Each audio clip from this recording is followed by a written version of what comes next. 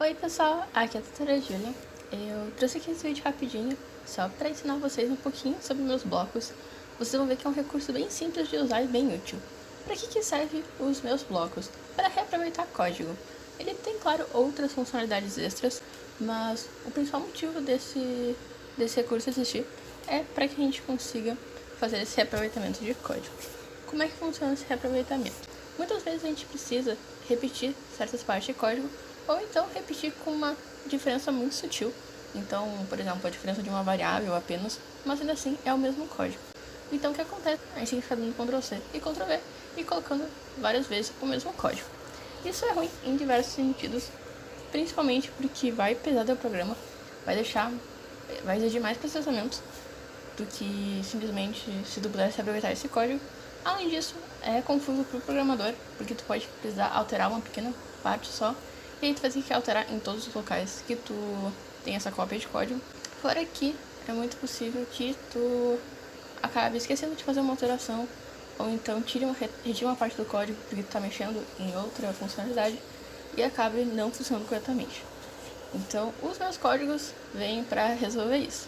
Aqui em meus blocos, que é a última parte dos campos de código, a gente pode criar um bloco. Nesse exemplo que eu criei um exemplo de atirar armas. Então, eu criei um exemplo de atirar armas. Então, no caso, eu estou summonando como se eu estivesse atirando, mas com duas possibilidades de armas. Então, eu criei um cake, um bolo, né? E criei um unicórnio. Então, ambos têm ali, quando eu começar com um clone, mostre e quando a bandeira for clicada, esconda. É o mesmo código nos dois. Aqui no código do personagem, é bem simples. Primeiro, eu tenho aqui só um pequeno loop, então, quando a bandeira for clicado, mude arma atual para Cake. Aqui eu tenho Cake, eu estou usando o nome do ator, então o nome do ator bolo é Cake e o do unicórnio é unicórnio running. Então, por padrão, eu estou deixando que a é Cake e aqui um sempre só para eu ter um loop de jogo. E, além disso, eu usei outros dois blocos chapéus. Um para quando eu pressionar a tecla espaço, eu atirar arma atual. Então, esse atirar arma atual é os meus blocos. Eu já vou explicar ele. E aí, eu tenho aqui, quando eu pressiono a tecla A, eu troco qual é a minha arma atual. Então, se minha arma atual é Cake, eu vou trocar para o unicórnio. Se não, então, se ela fosse unicórnio, ela trocaria para Cake. Quando a gente vai criar aqui um bloco, a gente pode só criar o bloco. Então, como é que ele vai funcionar? Quando eu crio esse bloco, eu criaria um conjunto de códigos e aí eu faço a chamada para esse conjunto de códigos. Eu posso adicionar uma entrada numérica ou de texto ou uma entrada booleana. Por exemplo, ali eu adicionei uma entrada de texto. Lembrando que como o Scratch não tem diferença entre se a variável é uma string, texto, ou se ela é uma int, número, enfim, um float, algum tipo de número, ela não tem essa diferenciação que a gente tem em linguagens mais formais, digamos assim. Aqui no Scratch não tem, a gente usa só variáveis, não tem uma diferenciação. Então, ok. Tem essa outra questão aqui que é executar sem atualização de tela.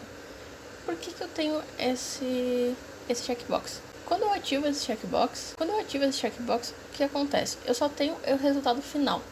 Então, por exemplo, se eu tivesse uma movimentação nesses blocos, eu só teria o resultado final da movimentação. Ele não iria atualizar na tela. Códigos que não são atualizados em tela são mais leves, bem mais leves de processar. Então, eu também posso usar os meus blocos para diminuir o tempo de processamento do meu projeto. Então, aqui a gente pode adicionar quantos a gente quiser. Vamos só fechar aqui. Ok, então vamos aqui para o nosso exemplo. Né, o que eu fiz?